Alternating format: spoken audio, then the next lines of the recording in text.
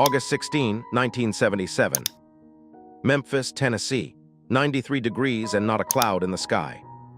Inside Graceland, the air conditioning hummed. The gates were closed. The world outside had no idea what was about to happen.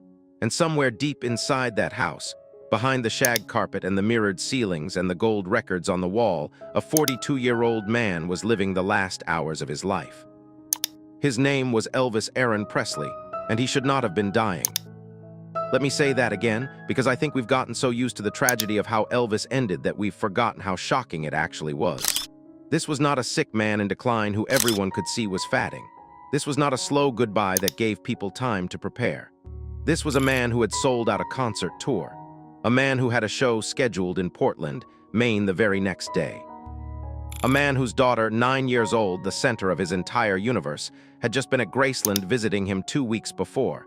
He was making plans. He was still moving. He was still here.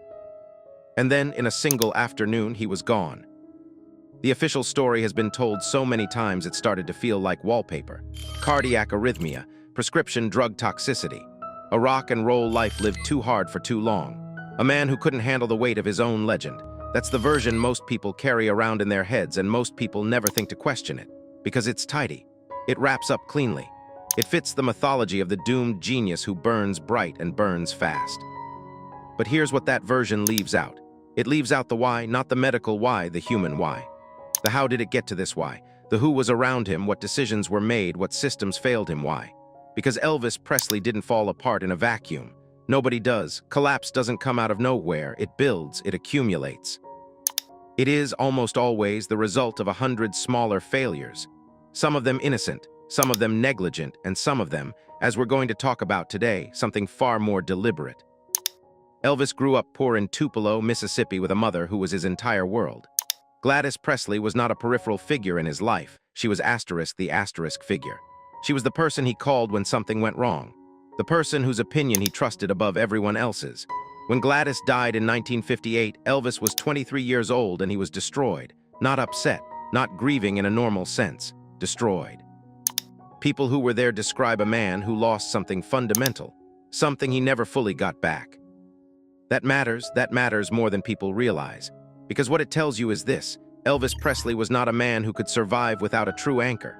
He needed someone real. Someone who wasn't dazzled by the fame, someone who saw him, the boy from Tupelo, the kid who loved gospel music and his mama's cooking and quiet evenings at home. He needed someone who would protect him, not from the world, but for himself. And for a while, it seemed like he'd found that. By the early 1960s, Elvis had built something at Graceland that most people on the outside couldn't see or understand. Yes, there was the Memphis Mafia, the entourage, the boys, the circus that followed him everywhere. But underneath all of that, there was a family, a real one. His grandmother, Minnie Me, living in the house. His father, Vernon, close by. Cousins, aunts, people who had known him before anyone in the world knew his name. People who called him Elvis, not the King. People who would sit with him at 3 in the morning when he couldn't sleep and just be there without needing anything from him. That was his foundation. That was the thing that was holding him up. And then slowly, quietly, piece by piece, it started to disappear. The people who loved Elvis with nothing to gain from it began to drift to the margins. Some of them will tell you they were pushed, that the inner circle shrank in ways that felt orchestrated, that there were new influences, new presences, new voices with a lot more access than felt natural or earned. That decisions started being made that the old guard didn't recognize, that Elvis himself seemed gradually, incrementally more isolated than before, more dependent, more surrounded by people who needed things from him rather than people who simply loved him. Now here's where I need you to pay close attention, because this is the part of the story that gets glossed over. That gets romanticized into something it wasn't. That gets reframed over and over again by the people who had the most to gain from reframing it. There is a woman at the center of this story. You think you know who she is. You think you know what she meant to Elvis and what she did for him and what their relationship was. You have been told a version of this story so many times, in so many formats, books, documentaries, movies, magazine covers, talk show interviews, that it feels like settled history. It is not settled history. A story that has been shaped, refined, and fiercely protected by one person for nearly 50 years. A story with real facts and real names and real events, but with the most important parts quietly removed. Because the most important parts don't fit the image. They don't serve the brand. They complicate the mythology in ways that are deeply, profoundly inconvenient for the person who controls it.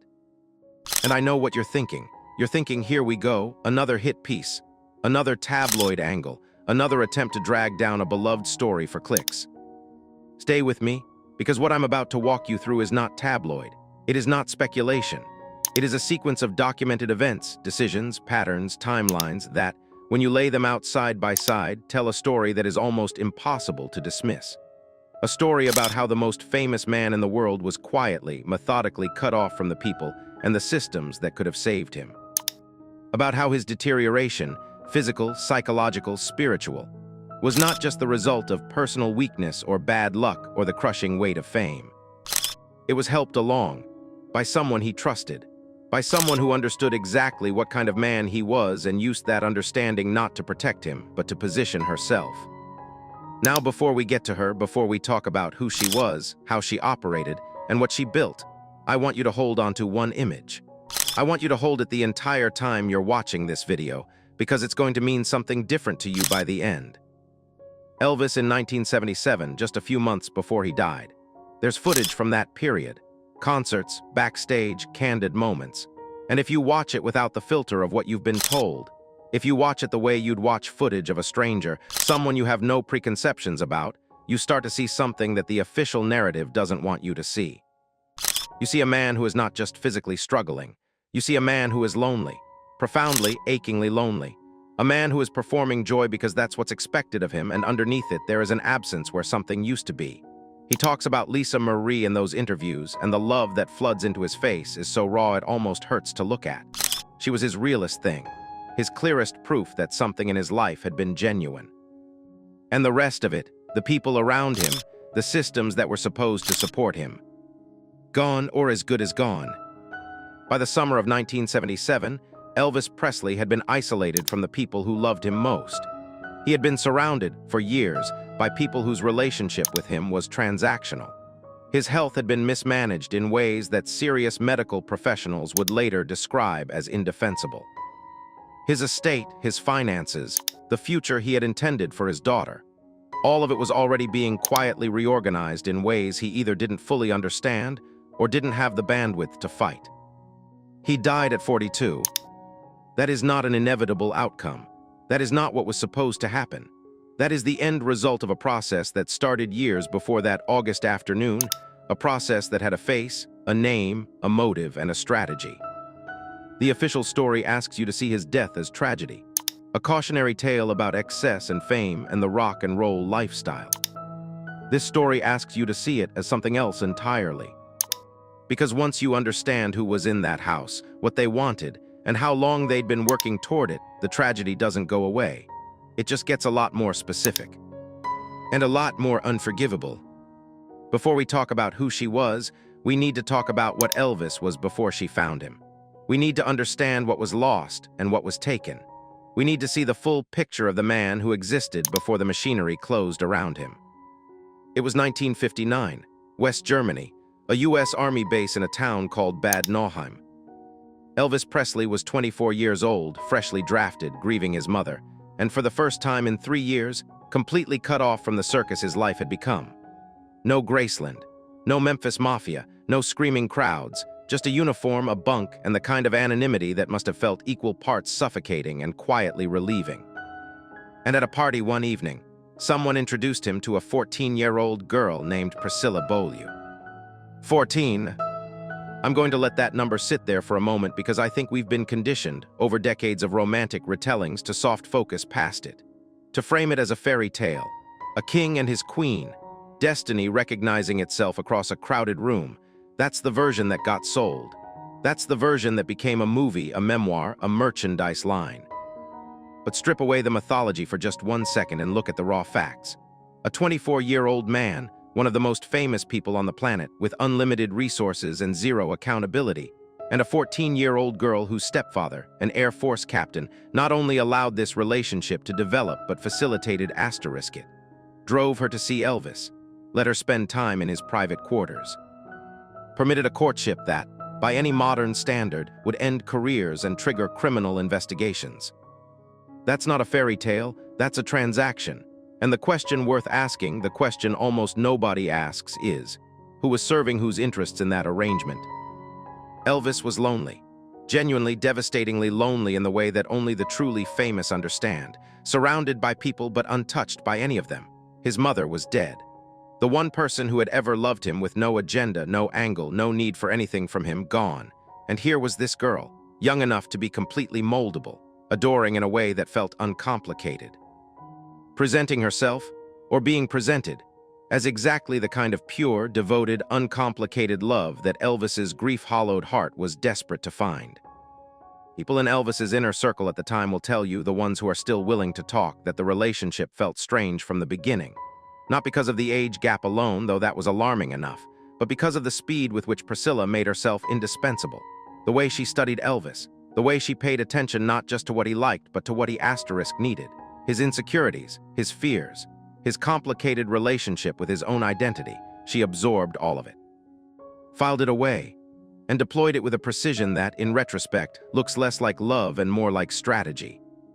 By the time Elvis came back to America, Priscilla had already established herself in his emotional architecture in a way that was almost impossible to dislodge. She knew how to make him feel understood. She knew when to be soft and when to push. She knew, and this is the part that his family noticed first, how to gradually make herself the filter through which everything else in his life passed. It started small, the way it always does. A comment here about a friend who wasn't good for him. A quiet suggestion there about someone in the entourage who couldn't be trusted. A gentle repositioning of herself as the one person who truly saw him, truly got him, truly had his best interests at heart, while simultaneously casting doubt, slowly and carefully, on everyone else who held that position before she arrived. His grandmother, Elvis Presley, didn't trust her. This is documented. This is something multiple family members have spoken about over the years, and if you dig past the official accounts, you'll find it. Minnie was not a woman who minced words or played political games. She was a plain-speaking woman who had watched Elvis grow up and who had very specific antenna for people who were around him for the wrong reasons. She saw something in Priscilla that made her uncomfortable from the start. She said so, privately, persistently, in the way that older women in families say things, not with accusations, but with a particular kind of quiet, unmovable concern that people around her learned to take seriously. She was not taken seriously about this, and she was not the last person whose warning got dismissed. When Priscilla moved into Graceland in 1963, Elvis flying her over from Germany, convincing her parents it was for her education, promising she'd be chaperoned and supervised, the household shifted almost immediately. The women of the Presley family, the aunts and cousins and family friends who had been part of the fabric of that house, found themselves slowly renegotiated to the edges. Not expelled, it was never that dramatic or obvious, just moved, repositioned. From the center of Elvis's daily life to the periphery of it, and a new center of gravity established itself, one that ran through Priscilla and only through Priscilla. Now Elvis married her in 1967, Las Vegas, famously, and within 9 months Lisa Marie was born, the thing Elvis wanted most in the world, the thing he celebrated with a joy that everyone around him said was absolutely real and completely undisguised. He was a father. He had his daughter. Whatever complications existed in that marriage, Lisa Marie was the uncomplicated part. But here's what was happening inside the marriage at the same time. Here's the part that doesn't make it into the romantic retelling. Elvis and Priscilla were, by multiple accounts, emotionally estranged within a few years of their wedding. The dynamic that had defined their relationship, Elvis as the powerful figure, Priscilla as the devoted student, had inverted in ways Elvis hadn't anticipated and didn't know how to handle. The girl he had helped shape, had chosen clothes for, had guided and directed and defined, had become someone who no longer needed his direction, who had developed her own identity, her own interests, her own life, and who was increasingly uninterested in performing the role of the passive, adoring wife. There is nothing inherently wrong with a person growing. That's not the point. The point is what happened around that dynamic, the way Priscilla's growing independence coincided with Elvis's growing isolation. The way the marriage became a kind of theater, public togetherness, private distance, while something fundamental deteriorated behind the closed doors of Graceland. They divorced in 1973, and the divorce itself, when you look at the terms, when you look at what Priscilla walked away with, tells you something important about the power dynamic that had developed in that relationship. Because Elvis, a man with teams of lawyers, a man with enormous resources, a man who had grown up with nothing and understood instinctively the value of what he'd built, settled in a way that people close to him found baffling. A way that granted Priscilla not just financial security, but a specific kind of ongoing access to Graceland, to the estate, to the structures around Elvis's career and finances, a foothold that persisted even after the marriage ended. People who knew Elvis have said, and some have said it on the record, that he never fully understood what he'd signed. That he was, at the time of his divorce, already in a state of physical and psychological decline that made complex legal documents difficult to parse. That the people who should have been in the room protecting his interests either weren't there or weren't fighting hard enough. He was 40 years old. He had 4 years left to live, and the pieces were already in position. After the divorce, Elvis tried to rebuild, tried to reclaim something. The concert tour were part of that, not just about money or ego, but about proving to himself that he was still *him. Still the man who could walk onto a stage and make thousands of people feel something. The Lisa Marie relationship deepened into something almost heartbreaking in its intensity. A father trying to pour everything real that he had left into the one relationship that had never felt complicated or conditional. But the rest of his world had been quietly, irreversibly rearranged. The people who should have been around him, the ones who knew him before the fame, who had no stake in the machinery, who would have told him the truth because they loved him, were gone from his inner circle, or so far to the edges that their voices couldn't reach him. What remained was a curated environment, people who needed things from him, people who told him what he wanted to hear, people who had, in various ways, been positioned there by a process that started at that party in West Germany in 1959. Elvis didn't see it. He couldn't. When you're inside something long enough, when the changes have been gradual enough, when the person doing it has been careful enough, you don't see the cage. You just feel, vaguely, persistently, like something that used to be there isn't there anymore. He tried to name it sometimes, in private, in moments of honesty with people he still trusted. He'd say things that, when you hear them repeated, land like quiet devastation. He knew something had been taken from him.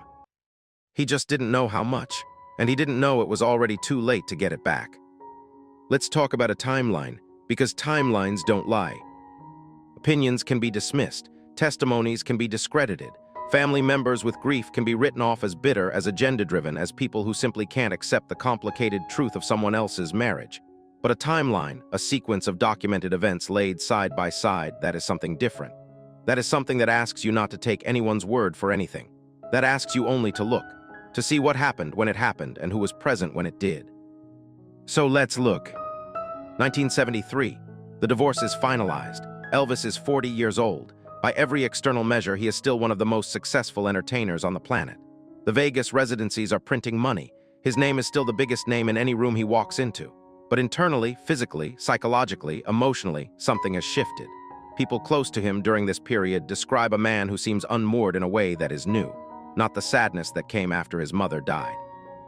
Something different, something quieter and more corrosive, like a man who has looked around at his life and found it somehow not quite his. His health begins to decline in earnest around this time, and here is where the timeline gets uncomfortable. Elvis's medical situation in the final 4 years of his life has been studied, dissected, and written about extensively. The prescription drug dependency is not in dispute. The toxicology report after his death was unambiguous. What is in dispute, what has never been fully, honestly examined in the mainstream narrative, is the question of asterisk access, of who controlled the environment around Elvis's medical care, of who had the relationships with the physicians, of who was present or strategically absent when the decisions were being made that shaped his physical deterioration. Dr. George Nishapoulos, Dr. Nick, as Elvis called him, prescribed Elvis thousands of doses of sedatives, amphetamines, and opiates in the years leading up to his death. Thousands. The numbers, when they were eventually made public, were so extreme that Nishapoulos faced medical board hearings and criminal charges. The defense, consistently, was that Elvis demanded the medications, that he was difficult to refuse. That the alternative, refusing a man of Elvis's power and volatility, felt impossible. Maybe, but that explanation requires you to accept that there was nobody in Elvis's circle with both the access and the authority to intervene. Nobody who could have stepped in, drawn a line, demanded a different approach. Nobody who cared enough or was positioned closely enough to say, "This is killing him and it has to stop." And when you ask who, at that point in Elvis's life, had that kind of access and that kind of influence, the answer is uncomfortably specific. It wasn't his father, Vernon, who was aging and conflict-averse, and had always deferred to stronger personalities around his son.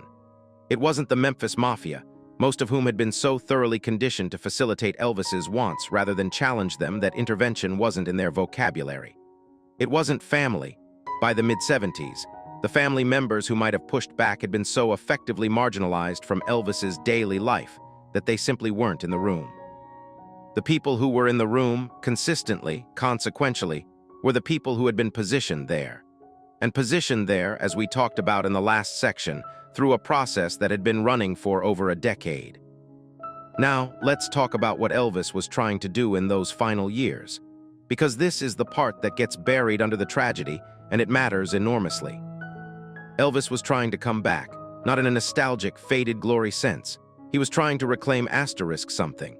The 1968 comeback special had already proved that the fire was still there, that when you stripped away the Hollywood machinery and put this man in a room with a guitar and an audience, something primal and undeniable happened. He knew it. And in the mid-70s, despite the physical decline, despite the medications, despite everything, he was still trying to find his way back to that. He talked about it to the people he trusted.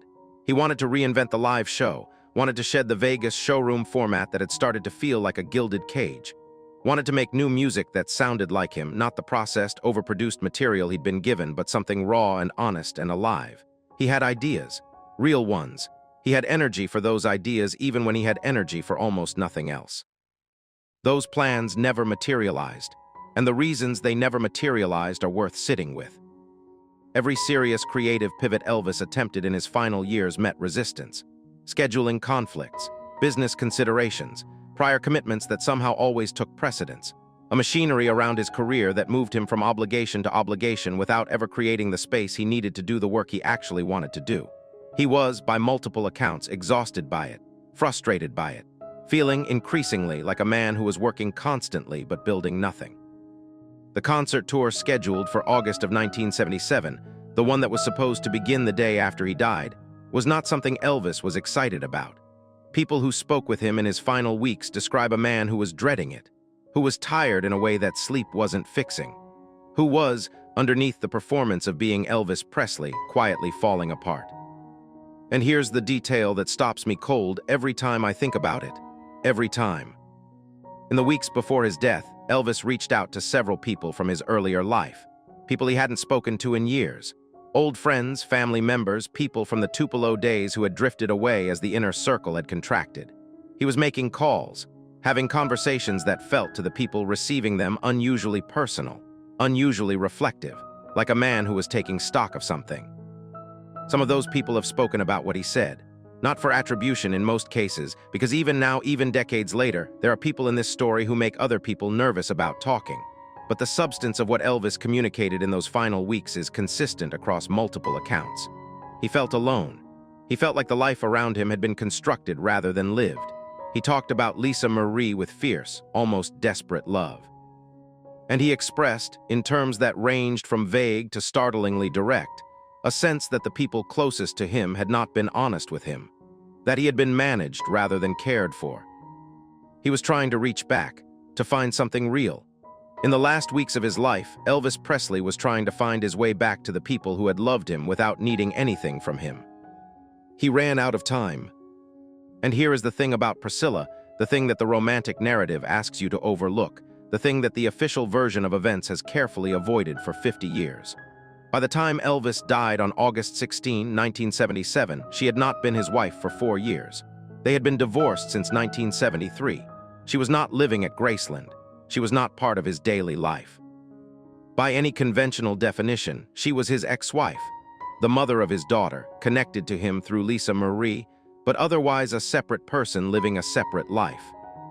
And yet, within a remarkably short period after his death, with the grief still raw, with the family still in shock, with Lisa Marie still a 9-year-old child who had just lost her father, Priscilla moved.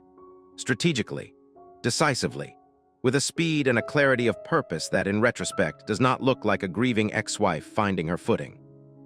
It looked like someone who had been waiting, who knew exactly what she wanted, who had perhaps been positioning herself for this moment for longer than anyone around her realized. The machinery of what came next, the empire, the estate, the 50-year grip on Elvis Presley's memory and money and meaning, it didn't build itself overnight. It was constructed, deliberately, by someone who understood better than almost anyone alive exactly what Elvis's legacy was worth, and exactly how to take control of it. August 17, 1977, the day after. Elvis had been dead for less than 24 hours.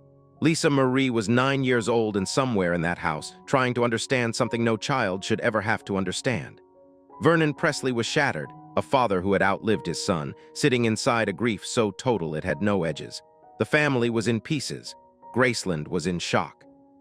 And the clock was already running. Because here is what most people don't know about what Elvis left behind.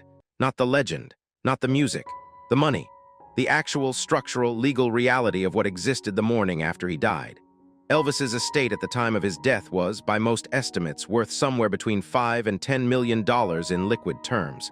Significant, but not the empire it would become.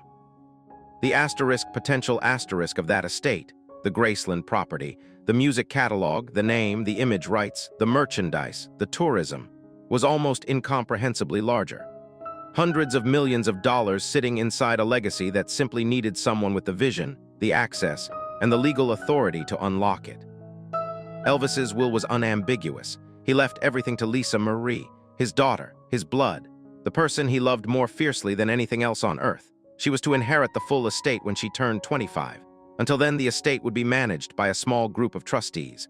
Vernon was named, and Priscilla, the woman who had been divorced from Elvis for 4 years, who had not been living at Graceland, who had not been part of his daily life, was named co-executor. Co-executor of the estate of a man she was no longer married to. Think about that decision. Think about who was in the room when that will was drafted. Think about the years of careful positioning, the relationships cultivated, the influence quietly accumulated, all of it flowing toward this single point.